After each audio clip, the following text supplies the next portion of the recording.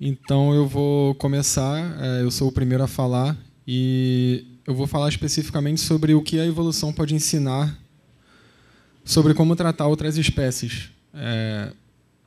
Dito de outro modo, eu vou falar sobre como a evolução pode ajudar a, digamos assim, fazer uma discussão não apenas biologicamente, mas evolutivamente informada sobre a ética animal.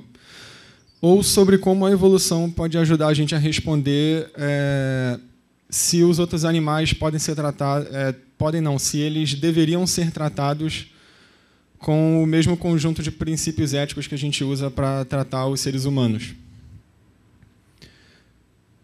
E aí tem várias maneiras de responder isso. Obviamente, eu vou entrar por um caminho aqui que ele mistura algumas coisas que são bem pouco estudadas, tem uma dose de raciocínio especulativo aqui também, como quase tudo que envolve ética e ética animal em geral, porque, enfim, é um campo difícil de se estudar, mas assim, é só um aviso inicial. Tudo que eu vou falar aqui é um caminho possível de argumentação. No final tem as referências dos trabalhos que eu li para fundamentar isso aqui, mas isso daqui daqui a alguns anos pode se revelar bastante especulativo e errôneo, mas acho que vale o exercício reflexivo. Então, para responder a pergunta inicial sobre se a gente deve tratar os outros animais da mesma forma que a gente trata os humanos, a gente tem que primeiro saber o que os humanos têm que faz a gente achar que que nós somos dignos de tratamento ético. O que a gente tem que os outros animais talvez não tenham, que a gente acha que o tratamento ético deve ser diferente. E, bom, algumas tradições vão falar que os seres humanos vão merecer esse tratamento porque os seres humanos são capazes de pensamento reflexivo e recursivo, ou seja, essa capacidade de pensar sobre o próprio pensamento. Os seres humanos são autoconscientes, enquanto, apesar de outros primatas possivelmente terem níveis de autoconsciência, é uma coisa que também é discutida. Os seres humanos têm linguagem, os outros animais não, pelo menos não no nível complexo que se dá na espécie humana. Então, existe uma tradição que diz, bom, se os seres humanos têm níveis elevados de tudo isso aqui que eu acabei de falar, eles merecem esse tratamento ético e as espécies que não têm, não merecem. Seria mais ou menos esse um raciocínio que, se eu não me engano, tem início na filosofia com a tradição kantiana. Mas aí eu não vou entrar muito nesses meandros hoje. Só que existem caminhos mais simples que a gente pode tomar e que podem levar a gente a concluir que, na verdade, sim, os animais merecem o mesmo tratamento ético, que é uma discussão que, em vez da gente partir para o que os seres humanos têm de diferente, a gente observa o que os seres humanos têm de igual aos outros animais, ou pelo menos a maioria dos outros animais, não literalmente todos. Mas uma dessas coisas é o que a gente pode chamar de senciência. Tem várias definições técnicas de senciência, mas a que eu vou usar aqui hoje é a definição que usa senciência para se referir à capacidade de ter estados mínimos de consciência, o que também é discutível na literatura, o que seriam estados mínimos de consciência e se esses estados, por sua vez, seriam equivalentes à senciência, mas tomem como pressuposto que uma coisa equivale à outra.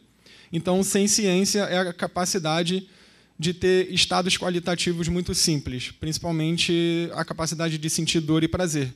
Então, a ideia é bem simples. Se uma espécie é capaz, se ela tem o equipamento biológico necessário para sentir dor, então a gente deve tratar ela eticamente, ou seja, a gente deve dirigir a ela comportamentos que diminuam a dor dela, que evitem causar sofrimento a elas e talvez até aumentar o prazer, não sei, mas no mínimo, evitar causar sofrimento. Então, esse que é um raciocínio fundamental.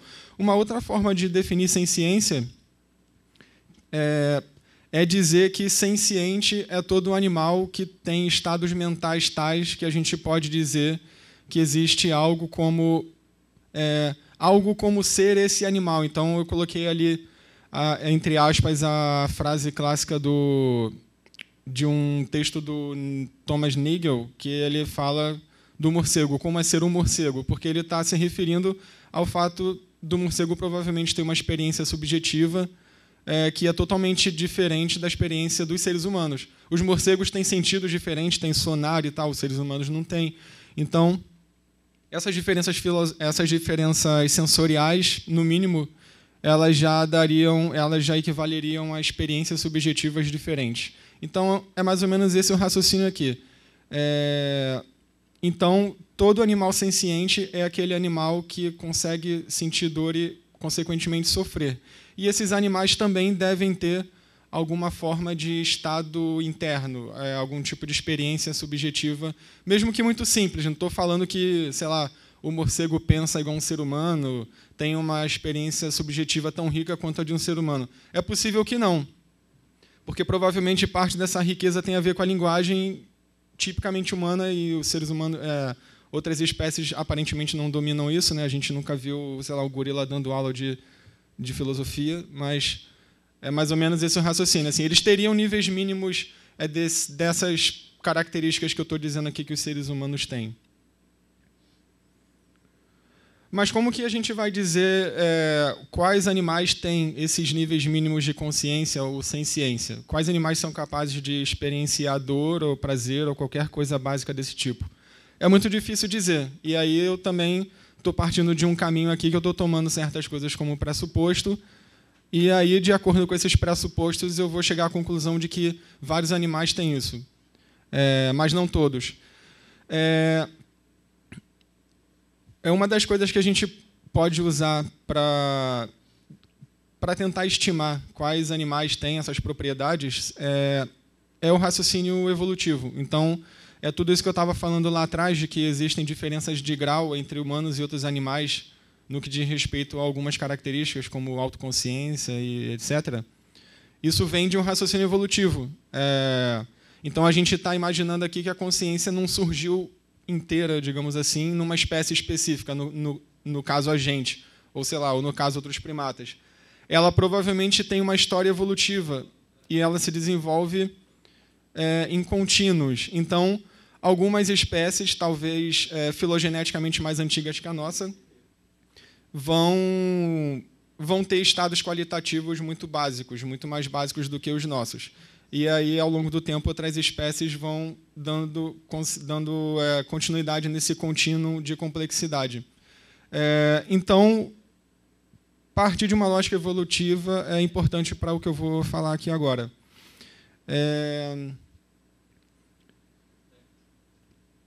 Então, assim, qual o caminho que eu estou dizendo o tempo todo que eu vou partir de um caminho aqui? Qual é esse caminho que eu vou partir? Eu vou pegar carona aqui nos pesquisadores que acham que esses tais níveis mínimos de consciência ou senciência, eles tiveram os ingredientes fundamentais surgidos num período geológico chamado Cambriano ou explosão cambriana, que ocorreu mais ou menos há 500 milhões de anos atrás. E ele é chamado de explosão cambriana porque parece que os indícios geológicos mostram, os fósseis e tal, mostram que antes disso a vida animal ela assumia formas muito simples, que é mais ou menos o que está nessa foto aí, a primeira, que é uma reconstrução artística de como deveria ser a vida antes do Cambriano.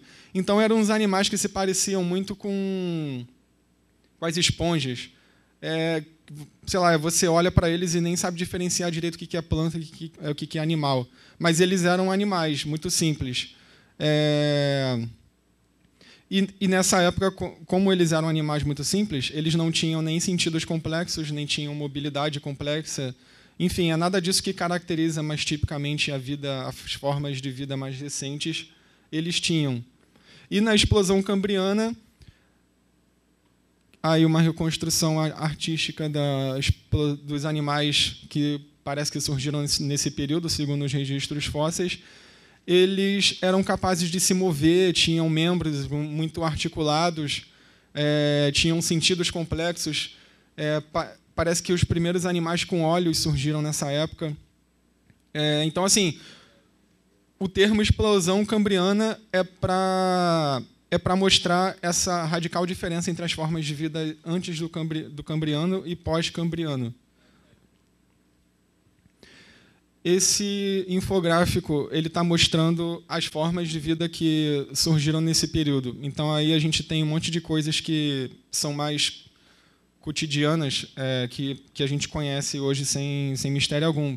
Por exemplo, as águas-vivas, as esponjas, os moluscos, os vermes, que são os anelídeos, os cordados, que deram origem a todos os vertebrados que existem atualmente, inclusive os seres humanos, moluscos e os artrópodes, ali mais na direita, que é o filo que deu origem aos insetos, aos crustáceos. Então, tudo isso surgiu durante a explosão cambriana. Então, assim, é uma complexidade incrível de formas de vida, mas todas elas têm coisas em comum, que é o surgimento de sentidos complexos, como a visão, e o surgimento de formas de se mover pelo ambiente. Antes, como eu mostrei lá naquela imagem, as formas de vida não se moviam muito, ou nem se moviam, tipo plantas. E se existem sentidos complexos, é sinal de que também, nessa época, possivelmente, surgiu o sistema nervoso da forma complexa como a gente concebe hoje.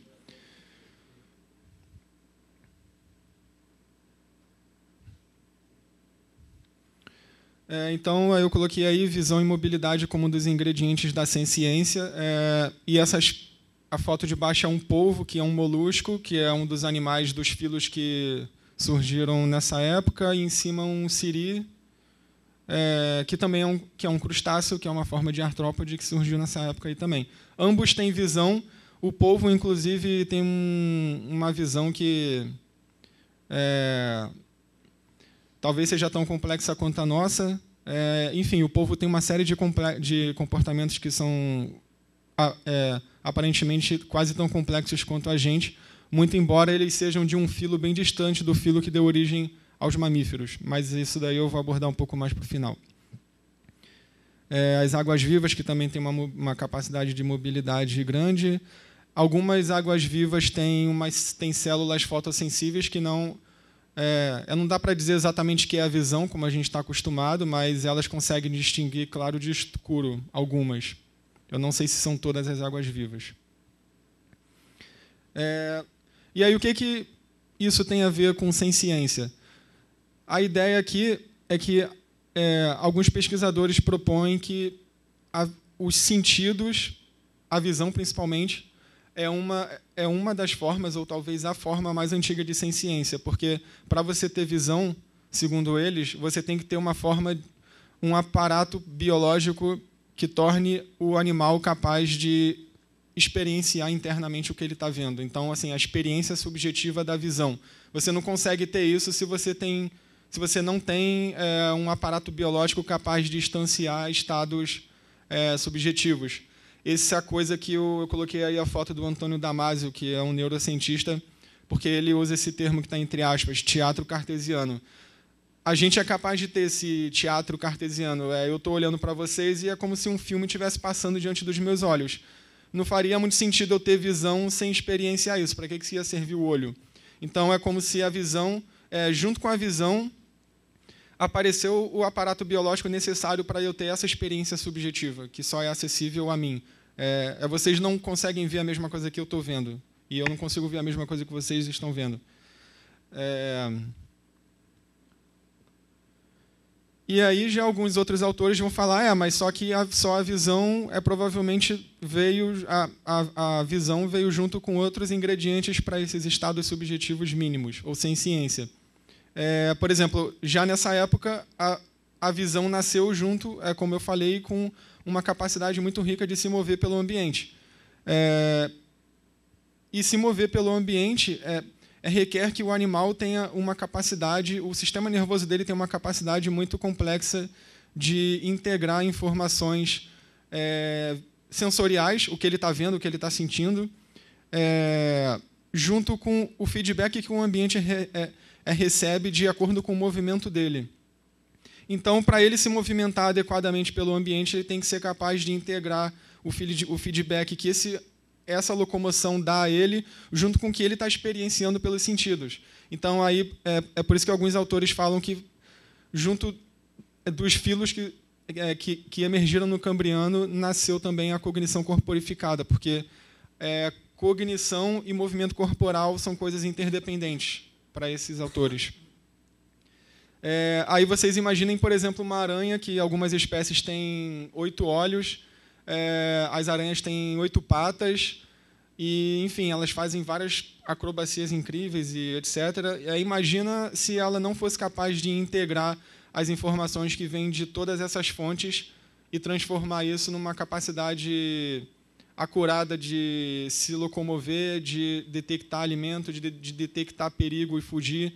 Sem essa integração de informação que eu coloquei aí, ela provavelmente não conseguiria fazer isso. Então, alguns autores vão dizer que a capacidade de integrar informações de diversas fontes é uma das formas mais primitivas de senciência. É o que gera a experiência qualitativa que a gente acha que os animais sencientes têm. E, como consequência da maior riqueza ambiental do Cambriano, a capacidade de aprender mais complexa do que existia antes, possivelmente teve um papel também. E você só consegue essa capacidade de aprendizado praticamente ilimitado, que, por exemplo, os mamíferos têm, ou as aves, aí na foto, quando você tem um aparato biológico que, conforme eu mostrei nos outros slides, permite uma integração de informação de diversas fontes. Fontes sensoriais, fontes que são fruto do feedback do ambiente sobre o corpo e etc. E aí, finalmente, a dor. A dor provavelmente surgiu junto com tudo isso, segundo esses autores, porque a dor, a sensação subjetiva de dor seria uma ferramenta importante para aprender mais facilmente, aprender a se aproximar e a se distanciar de estímulos que são adaptativos e estímulos que são prejudiciais. Então, assim, num ambiente novo, tão novo como o Cambriano, cheio de animais novos, enfim, provavelmente a relação predador-presa surgiu aí também. Um ambiente diferente que podia ser explorado junto com outros sentidos, como a visão. A dor era uma ferramenta útil para fazer com que os animais aprendessem o mais rápido possível a se distanciar, por exemplo, de um animal que ele sabe que pode comer ele, no fato dele ser um predador e desse animal vendo o outro ser uma presa. Ou, sei lá, talvez uma planta venenosa ou alguma coisa do tipo. Estímulos novos surgiram e uma forma de aprender mais facilmente a evitar esses estímulos pode ter sido a sensação de dor. Tanto que, aí eu coloquei ali, né? Tanto que o que a gente chama de memórias afetivas são formas mais sólidas de memória. A gente aprende mais fácil e retém mais fácil memórias que têm uma natureza afetiva do que memórias que não têm. E aí a gente chega no polvo, finalmente, porque tudo que eu estou falando aqui está calcado nessa divisão de filos que provavelmente emergiu no Cambriano. Então, os seres humanos eles certamente têm experiências subjetivas de dor e outros tipos de experiência subjetiva, muito mais complexas do que a dor. Mas dentre todos esses filos que eu falei, os artrópodes e tal, a gente acha que eles também têm, no mínimo, a capacidade de sentir dor. Só que os cefalópodes são tipos específicos de moluscos, que também são desses filos que surgiu no Cambriano. Eles parecem ter também muito mais do que a capacidade de instanciar estados subjetivos de dor. Por exemplo, e aí eu só vou ter evidências anedóticas, e eu vou falar uma, que já está no finalzinho. Tem um livro de um filósofo, ele é da área de filosofia da biologia, o Peter Godfrey, se eu não me engano. E aí ele tem um livro que foi lançado aqui no Brasil recentemente, ele fala algumas evidências anedóticas que mostrariam essa complexidade do polvo. E aí parece que polvos que vivem em cativeiro, eles têm algumas capacidades que levam a crer que os polvos têm esses ingredientes básicos, não só da senciência, mas consciência mais complexa. Por exemplo, quando o cuidador joga um alimento no aquário que o polvo não gosta muito, ele fica olhando, não come, ele segura, tal, não come. E aí o cuidador sai do ambiente. Só que quando ele volta, o cuidador volta junto com outros, às vezes, outros cuidadores. E aí o polvo, ele olha e ele usa os tentáculos para jogar o alimento no cuidador que deu o alimento para ele mais cedo. Então, quer dizer, ele consegue, de alguma forma, memorizar quem deu a comida. Ele, lógico, vai ter uma experiência qualitativa de que, bom, eu não gostei dessa comida e, sei lá, eu vou, entre aspas, me vingar do cara que me deu esse troço aqui. Os polvos também têm a capacidade de... Aí eu não lembro se é porque eles não gostam de luz ou se eles não gostam da temperatura mais alta provocada por uma luz diretamente em cima do aquário deles. Mas eles conseguem pegar o tentáculo e fazer um esguicho de água jogando na lâmpada para apagar a lâmpada. Então, assim, eles têm algum senso, por mais primitivo que seja, muito complexo, de causalidade para saber que a lâmpada está aumentando a temperatura do lugar onde eles estão e que eles têm que fazer alguma coisa para diminuir a temperatura. E eles sabem que, para diminuir a temperatura, tem que desligar a lâmpada. Então, assim, isso é uma coisa muito inesperada vindo de um molusco que que divergiu muitos milhões de anos da linhagem que deu origem aos primatas, e especificamente seres humanos. Isso é um sinal de que esses estados qualitativos, não apenas a senciência, mas outros estados mais complexos, podem ser instanciados por uma biologia totalmente, por assim dizer, alienígena. Alienígena não porque veio de outro planeta, mas porque ela é tão diferente da biologia humana e, mesmo assim, ela consegue, talvez, sempre talvez, instanciar estados mentais quase tão complexos quanto os dos seres humanos. Então, diante de tudo isso que eu falei, digamos assim, eu fui seduzido pela ideia de que, muito provavelmente, outros animais, incluindo todos esses representantes dos filos aí que eu falei, inclusive um mínimo inseto, a gente deve se esforçar de alguma maneira para diminuir a dor causada a eles. É claro, é meio difícil dizer, a gente não pode, sei lá, mas comer... Enfim, eu não estou sugerindo nenhuma modificação radical na dieta, mas é um caminho possível. Mas, assim, por esse caminho que eu tomei aqui, é quase certo de que animais, por mais primitivos, entre aspas, que sejam, sentem dor. Então, isso já é um indício de que alguma semelhança no tratamento ético que a gente dá aos seres humanos, quer dizer, alguma equivalência do tratamento ético que a gente dá aos seres humanos deve existir também em relação ao tratamento ético que a gente direciona a várias outras formas de vida. Então, eu espero que eu tenha dado uma série de indícios persuasivos disso. Obrigado.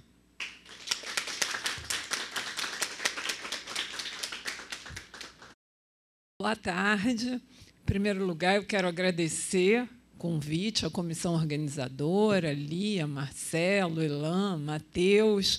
Eu sei que tem mais gente, eu vi lá os nomes, né?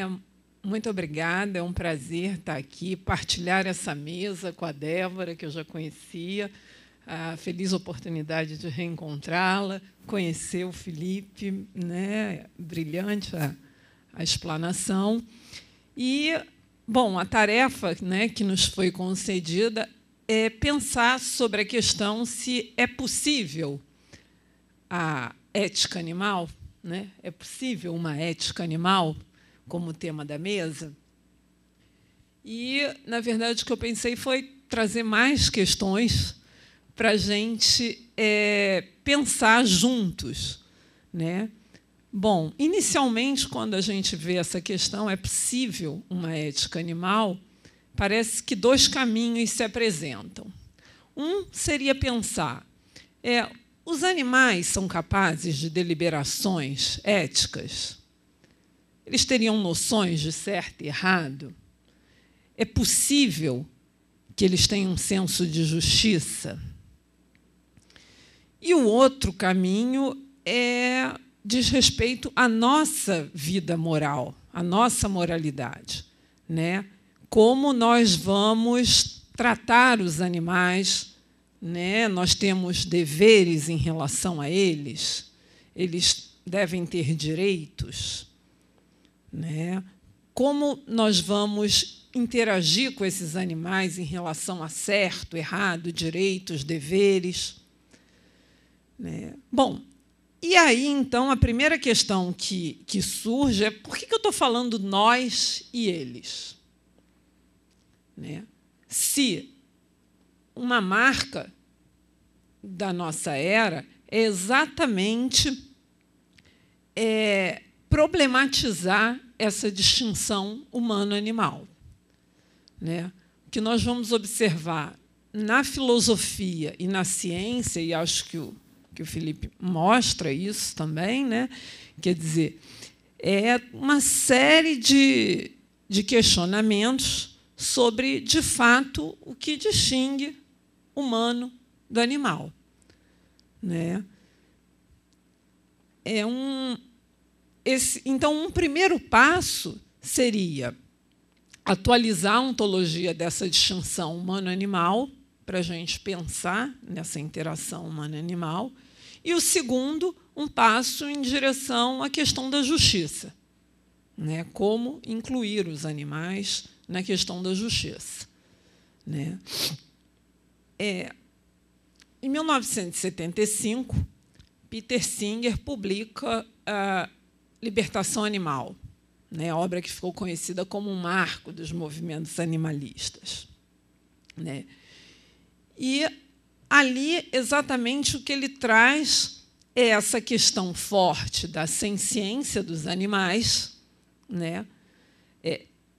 Seguindo aí uma ontologia darwiniana de continuidade, ou seja, essa diferença entre nós e eles não é de tipo, e sim de grau, né? E, portanto, eles são seres sencientes e têm interesses, e, inclusive, o interesse em não sofrer. E, daí, o segundo passo é, então, esses interesses precisam ser considerados igualmente. O princípio da igual consideração de interesses, né? Como um princípio ético. Peter Singer vai seguir uma corrente utilitarista, onde ele propõe uma maximização da satisfação dos interesses, né? Bom, embora seja inquestionável a importância, o impacto da obra, né, Libertação Animal, que vai trazer à tona toda essa discussão, né, e esse conceito de senciência, e também vai dar visibilidade ao conceito de especismo, né? Porque, se nós estamos tratando interesses iguais ou interesses similares de formas tão distintas, né, com base na espécie apenas, nós estamos sendo o quê? Especistas, né? E vai trazer esse conceito como um racismo, um sexismo, outros ismos, né? Então, vai ter essa importância. Mas, né, a perspectiva do Peter Singer, ela faz surgir algumas críticas importantes, né? Uma delas é exatamente essa de que o indivíduo, e ele próprio usa a metáfora do cálice para se referir ao indivíduo, como aquele receptáculo dos prazeres, das dores, das emoções, né? Ou seja, aquilo que pode ser esvaziado daquilo que tem valor, né? Que seria esse sofrimento, esse conteúdo do cálice. Ou seja, parece que não oferece uma proteção aos indivíduos, né? Isso no momento em que aumentam os movimentos animalistas e, principalmente, os movimentos abolicionistas, né? O Peter Singer ele não se coloca como um abolicionista, né? Para ele, o mais importante é o não sofrimento, né?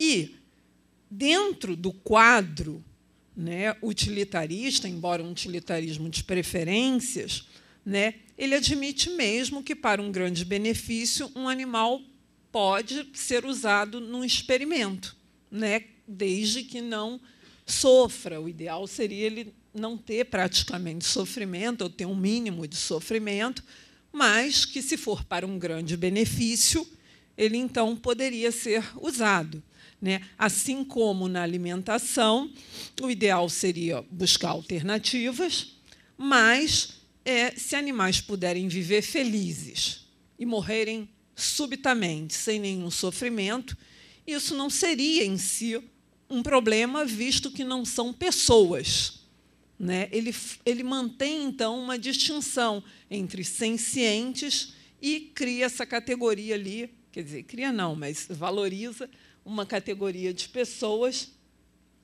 né?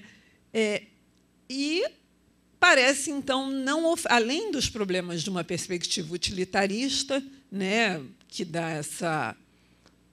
que aborda uma certa abstração com maximização da satisfação geral, né? Mesma coisa quando a gente fala aumentar a felicidade, né? Felicidade de todos, né? Além dessa questão da abstração, que é própria da crítica ao utilitarismo, também, de fato, ele parece não oferecer uma proteção suficiente aos animais, pelo menos à vista dos movimentos abolicionistas, né? Nesse momento, então, já na década de 80, vai surgir o trabalho do Tom Regan, né? E uma defesa dos direitos dos animais, né? O Tom Regan vai ampliar o conceito de direitos, né, para os animais. Ou seja, esses animais teriam direitos fundamentais. Por quê? Porque eles são sujeitos de uma vida. E essa é também uma categoria forjada pelo Tom Regan para distinguir um sujeito meramente, um ser meramente biológico de um sujeito biográfico, né, com uma história de vida, capazes de ter interações, memória, cognição complexa. Enfim, ele não usa propriamente o termo senciência, né, mas o que ele está abordando ali é um grau de consciência, né, que permite toda uma vida de interação. Num primeiro momento, ele, inclusive, estende isso só aos mamíferos e aves, motivo pelo qual também vai sofrer severas críticas, né, por esquecer desses outros animais. Mais à frente, num outro artigo, ele, então, inclui as aves, e, no livro posterior, ele inclui até os peixes, né, fazendo coincidir, mostrando que é um conceito aberto que vai acompanhando os estudos sobre senciência, que, sem dúvida alguma, vão crescendo, né? O Donald Griffin vai publicar, na década de 70, o primeiro livro que traz no título o termo consciência dos animais, né? Até então, sequer era um termo utilizado, vamos dizer assim, na literatura científica. O impacto dos trabalhos da Jane Goodall ao mostrar que os primatas são capazes de confeccionar ferramentas, e, na esteira desse, uma série de trabalhos questionando até mesmo cultura nos animais, utilização de números, sorriso, enfim, todas aquelas diferenças tradicionalmente utilizadas, né, para marcar essa distinção humano-animal, elas começam a ser cada vez mais problematizadas, né? Um momento emblemático disso é o chamado Grande Projeto dos Antropóides. O Grande Projeto dos Antropóides visa atribuir direitos aos grandes antropóides, né, gorilas, chimpanzés, orangotangos e bonobos, né, por entender que eles são pessoas, né, não mais até seres sencientes somente, mas que eles merecem ser promovidos a uma categoria de pessoas pelo grau de consciência que têm e, portanto, terem seus direitos protegidos, né? Bom, por sua vez, agora, a defesa dos direitos vai suscitar outras críticas, né? Por exemplo, o famoso argumento da predação, né? Se animais têm direitos, se um leão vai atacar a zebra, como nós vamos defender o direito à vida dessa zebra, né? Então, esse tem sido um argumento bem discutido na literatura animalista, né, conhecido como argumento da predação, que coloca em xeque um pouco a questão dos direitos, mas que permite todo um desdobramento do debate em direitos negativos e direitos positivos. E uma segunda crítica, bastante importante, que acusa essa abordagem de manutenção do logocentrismo. Essa crítica é feita pelas feministas, no sentido de que, mais uma vez, está havendo esse privilégio da razão em detrimento das emoções.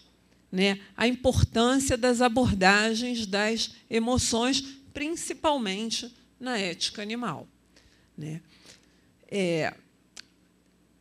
Além das feministas criticarem o logocentrismo, um outro pensador muito importante que vai fazer essa mesma crítica ao logocentrismo é Derrida. Só que Derrida, até agora, nós estamos falando de autores, Peter Singer, Tom Regan, e podemos citar vários outros, Gary Francione. Os primeiros filósofos animalistas, eles tendem exatamente a seguir essa linha da identidade, ou seja, buscar no animal os critérios para falar numa senciência, numa similaridade com os seres humanos, e estenderem algum princípio para incluírem na moralidade humana. Bom, e eu vou, então, falar agora do Derrida, que também critica o logocentrismo, mas, na verdade, o que ocorre é muito interessante a abordagem do Derrida no Animal que Logo Sou, quando ele olha a gata dele. Ele descreve esse encontro com a gata, e ele, então, se percebe ali sendo olhado pela gata. Ele se vê...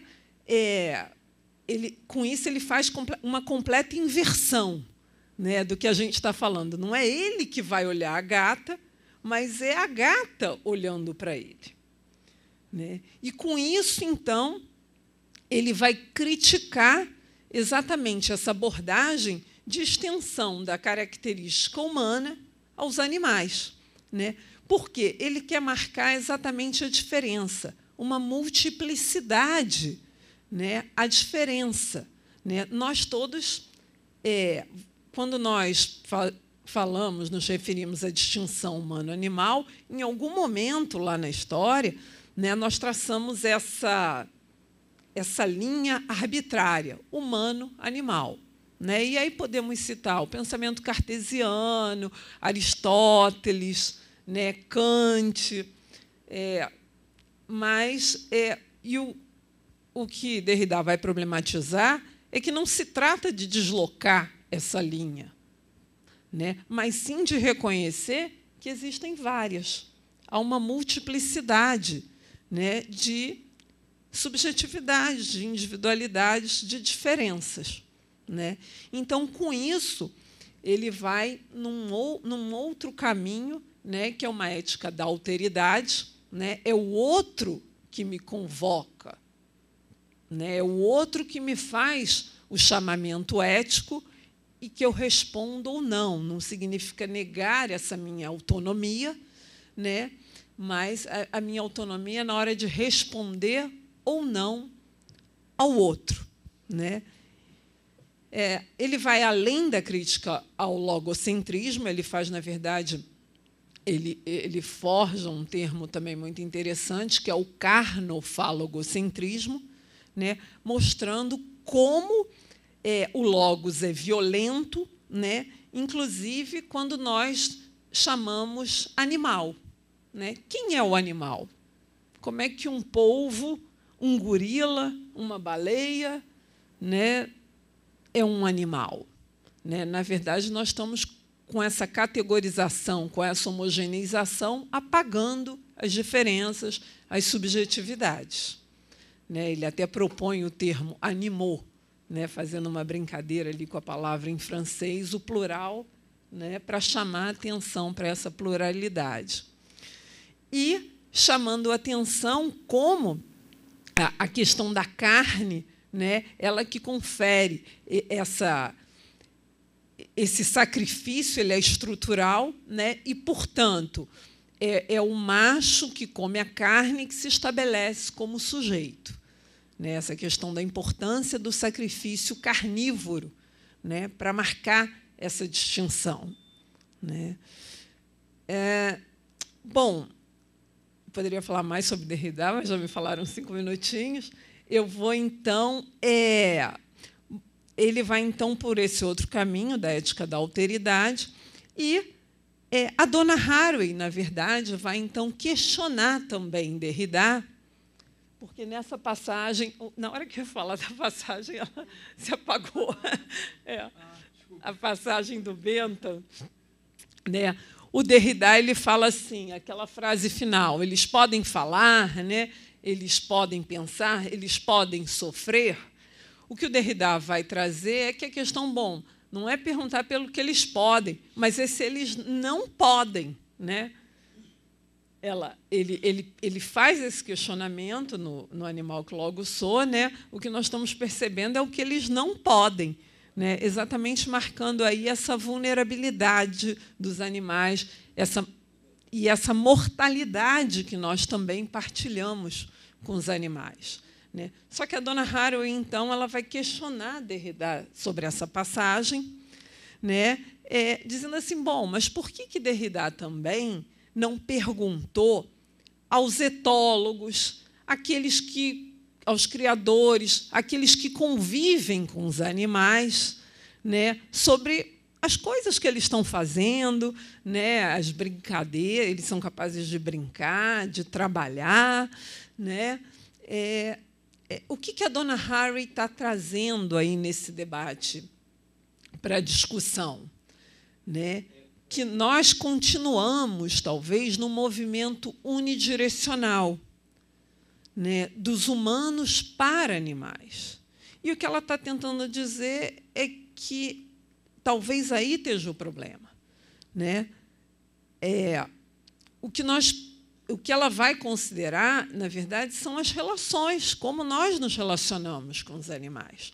Né? Não só a dona Haraway, como outras autoras, Val Plumwood e Rose Braidotti também, né? Questionando a manutenção. Se nós fizermos ao contrário, se nós olharmos o animal e, então, nos colocarmos em relação ao animal.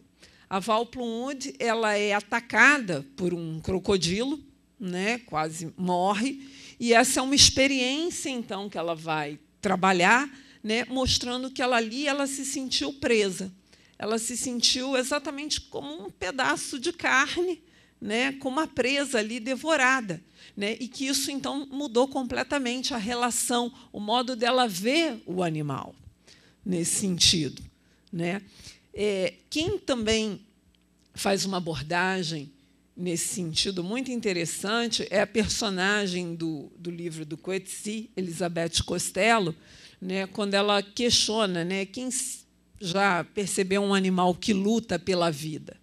Ali ele luta com todo o seu ser, né? É a sua carne, é o seu corpo que luta, realmente não é com as suas elucubrações mentais. Eu não lembro o termo que ela usa, né? Mas trazendo essa questão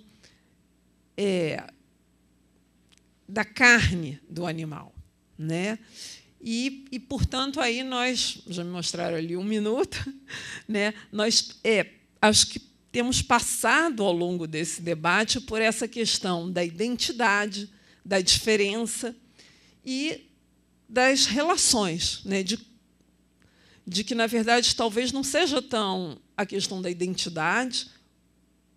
É muito importante, sem dúvida, e esse foi um ponto da nossa era, né, esse olhar para o sofrimento, mas essa incessante busca de identidades talvez não seja mesmo por aí.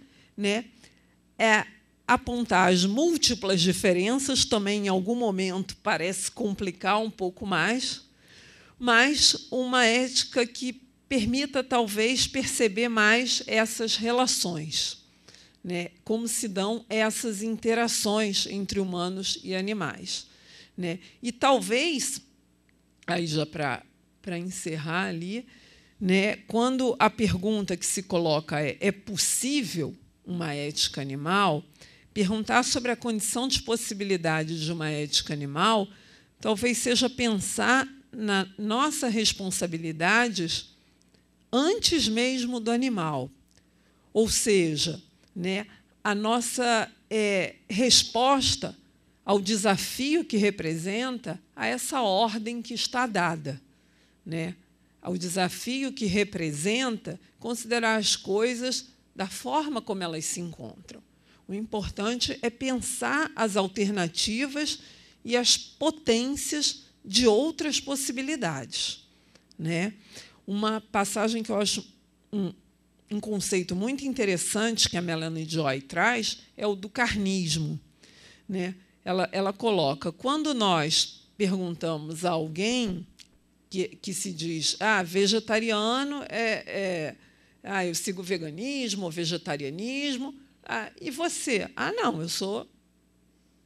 Isso é invisível, né? É o normal, é o natural, é o necessário. É o conceito dos 3 N's que ela forja também, né? Na verdade, o carnismo é também uma ideologia, né? Só que ela é de tal modo naturalizada que ela acabou sendo invisibilizada, né? E aí eu termino, então, com Deleuze, quando ele diz que, quando olhava a carne lá no açougue, na verdade, ele pensava que não era ele, né? Não sou eu que estou ali, né? E a proposta é essa, então. Vamos pensar nisso. Vamos pensar na possibilidade de uma ética animal. Obrigada.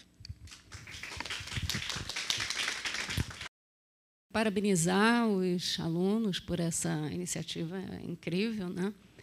Que já vem se repetindo há alguns anos, sempre, não vou dizer sempre melhor, porque isso é desfazer dos anos passados, mas sempre são discussões muito boas, assim, é uma alegria, né, que isso aconteça. Bom, eu vou ler para não passar dos meus 20 minutos aqui. O título do meu texto é Negacionismo e a Invisibilização dos Animais. A eleição pelas urnas de um presidente de extrema-direita no Brasil foi um verdadeiro choque de mundos para pelo menos metade da população deste país. Tendo escrito e pensado nos últimos anos sobre o fim do mundo que se anuncia pelo progressivo desenrolar da catástrofe climática e ecológica global, causada principalmente pela queima de enormes quantidades de combustíveis fósseis e por diversas outras práticas mortíferas que movem a civilização capitalista industrial globalizada, desde, sobretudo, meados do século passado, devo confessar que não esperava que o céu fosse começar a cair sobre as nossas cabeças tão cedo. Mas está acontecendo, isso não é catastrofismo. Hoje, em muitas cidades do mundo inteiro, hoje mesmo, está ocorrendo a greve mundial do clima e, daqui a pouco, eu também vou lá para o ato no centro da cidade. Convido, aliás, a quem quiser, e tem 4 cópias aqui do manifesto, quem quiser pegar.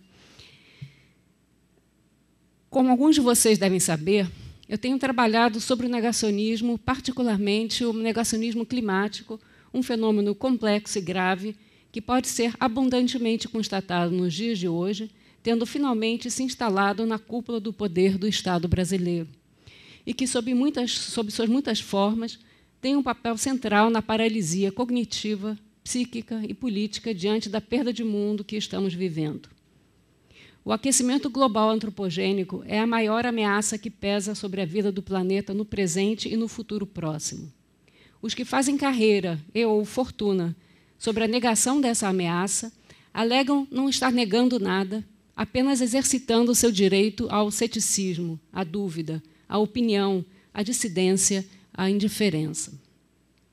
Por isso mesmo, e pela dimensão humana e outra que humana da catástrofe que está chegando, penso que a denúncia desta atitude não deve abrir mão de aplicar a eles, ao invés de termos insípidos, como céticos, polêmicos, ignorantes ou talvez excêntricos, o adjetivo negacionistas, como eram e são negacionistas os que advogam e ainda advogam a revisão da história dos campos de extermínio da Alemanha nazista, dizendo, por exemplo, que as supostas câmaras de gás de Auschwitz não eram câmaras de gás, coisa nenhuma, que eram bunkers, ou que eram câmaras de gás, mas que não serviam para matar pessoas e sim piolhos, ou que o número de judeus mortos na Segunda Guerra tem sido propositalmente exagerado, ou que tudo é um complô, ou que foram os próprios judeus que trouxeram para si mesmos essa catástrofe, etc.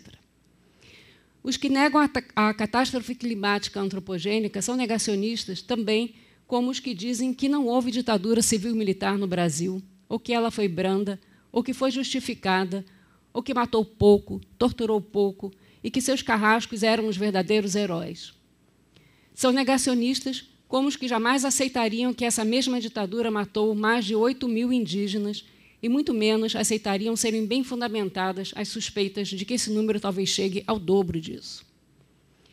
Os que, diante de todos os avisos da ciência, dos pequenos agricultores, dos povos tradicionais, continuam não acreditando que estamos destruindo este mundo, o mundo de tantos humanos e outros que humanos, ou os que continuam confiando que iremos dar um jeito, que alguém vai dar um jeito, que uma milagrosa invenção tecnológica vai nos salvar, esses também são tão negacionistas como os que, cheios de boas intenções, disseram que as palavras racistas, homofóbicas, sexistas, fascistas e de tantas maneiras odiosas de Bolsonaro eram apenas palavras, que ele não pensava realmente aquilo e que, mais uma vez, iria nos salvar.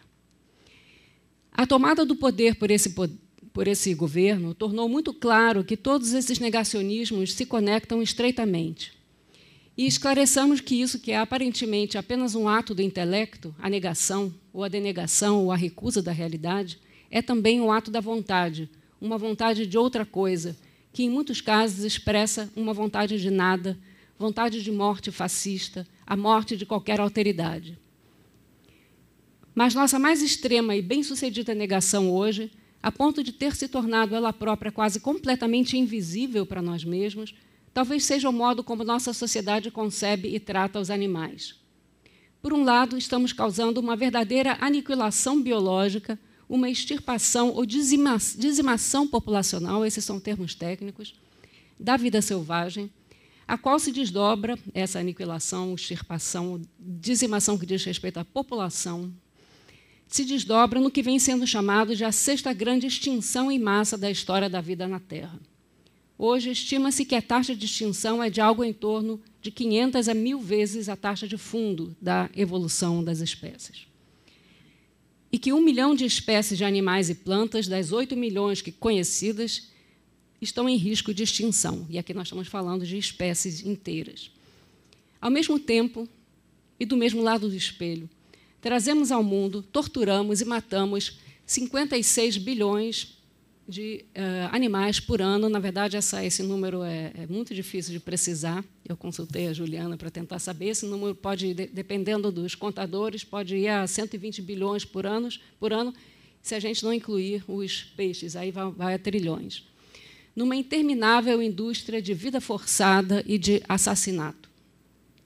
Jacques Derrida, que a Rita citou, nesse mesmo livro, O Animal que Logo Sou, fala do paradoxo contido na negação do assujeitamento do animal pelo homem ocidental. Eu cito: de qualquer maneira que se interprete, qualquer consequência prática, técnica, científica, jurídica, ética ou política que se tire, ninguém hoje em dia pode negar esse evento, ou seja, as proporções sem precedentes desse assujeitamento do animal.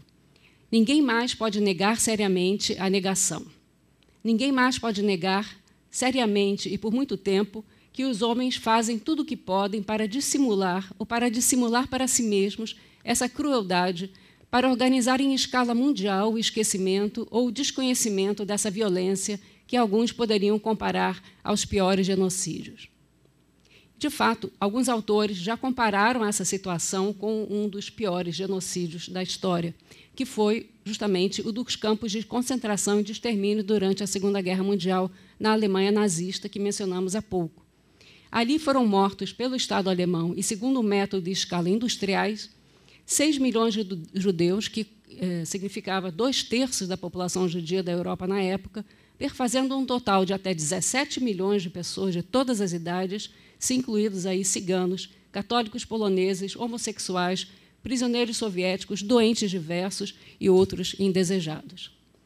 Como disse a Elizabeth Costello, também citada pela Rita, né, essa personagem do livro do Coetzee, A Vida dos Animais, estamos, hoje, aqui, agora, cercados por uma empresa de degradação, crueldade e morte que rivaliza com qualquer coisa que o Terceiro Reich tenha sido capaz de fazer, que, na verdade, supera o que ele fez, porque, em nosso caso, trata-se de uma empresa interminável que se autorreproduz, trazendo incessantemente ao mundo coelhos, ratos, aves e gado, com o propósito de matá-los. Nessas condições, não estaríamos mais que justificados em chamar a esse acontecimento que perpassa todo o nosso presente de holocausto animal? Eu não seria a primeira a fazê-lo, longe disso.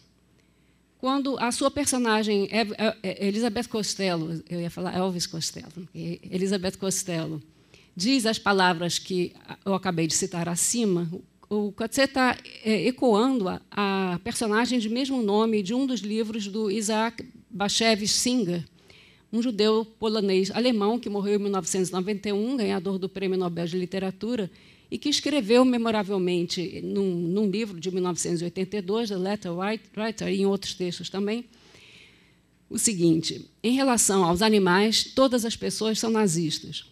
Para os animais, é uma eterna Treblinka. A Marguerite Yourcenar escreveu que, se não tivéssemos aceito o transporte desumano de animais para os abatedouros, não teríamos aceito o transporte de humanos para os campos de concentração. Acontece que, assim como a aproximação entre ceticismo e negacionismo, a aplicação dos termos holocausto para falar de outros genocídios que não o que aconteceu aos judeus na Segunda Guerra é particularmente sensível. Os autodenominados céticos do clima não querem ver seus nomes associados publicamente aos negacionistas do Holocausto, já tantas vezes desmascarados em diversas cortes e tribunais internacionais. Por outro lado, os termos holocausto, que vem do grego antigo para sacrifício por fogo, holocaustos holos é inteiro e caustos é queimado, então é queimar por inteiro, e Shoah, do hebraico para catástrofe, que ficou mais popularizado na França depois do filme do Claude Lanzmann, se tornaram quase nomes próprios, Holocausto e Shoah, com inicial maiúscula e introduzidos por um artigo definido e, portanto, a rigor, intradutíveis e inaplicáveis a outros genocídios. Como mostrou brilhantemente Shoshana Fellman a partir de sua análise do filme de Lanzmann, o Holocausto é um acontecimento tão sem precedentes, tão grande e sem paralelo na história humana, que sequer pôde ser testemunhado em sua integralidade pelos que lá estavam, seja pelos sobreviventes dos campos, seja pelos perpetradores nazistas ou pelos espectadores poloneses e alemães.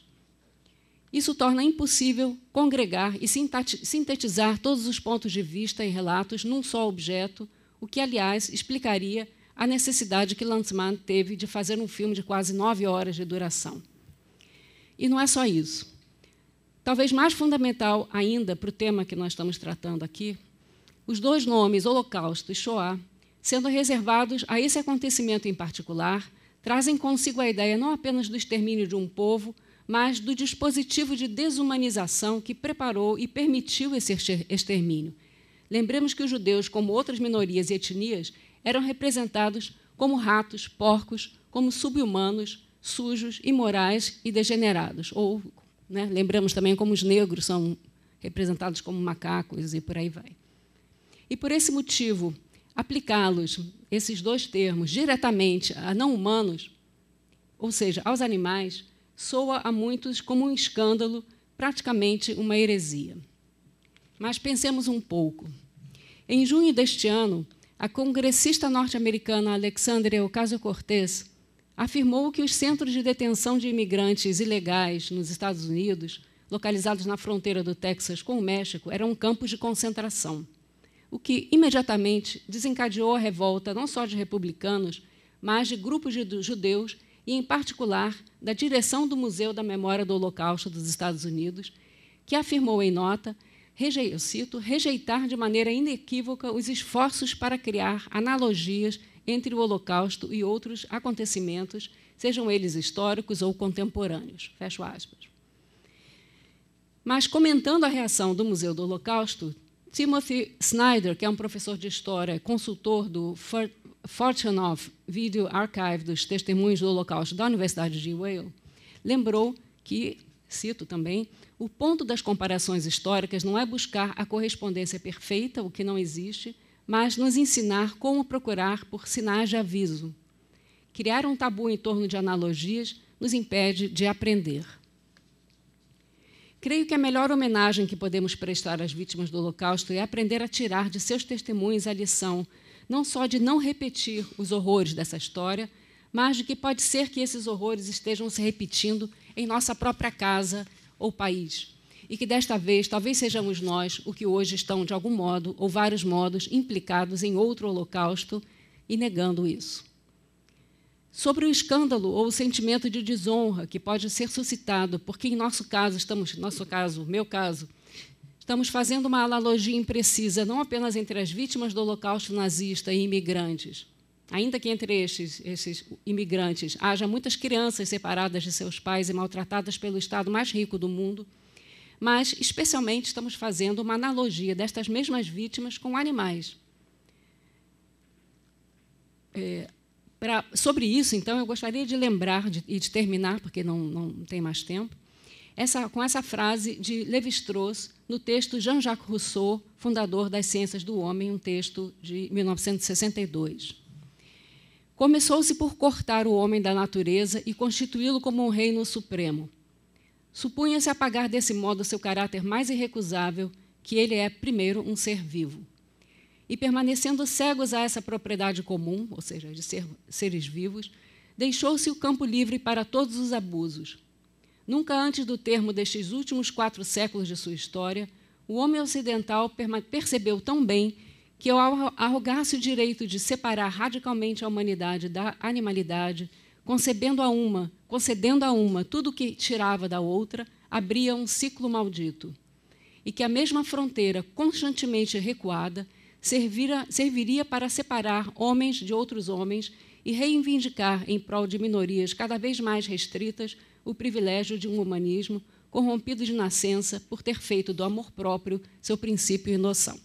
É isso. Obrigada.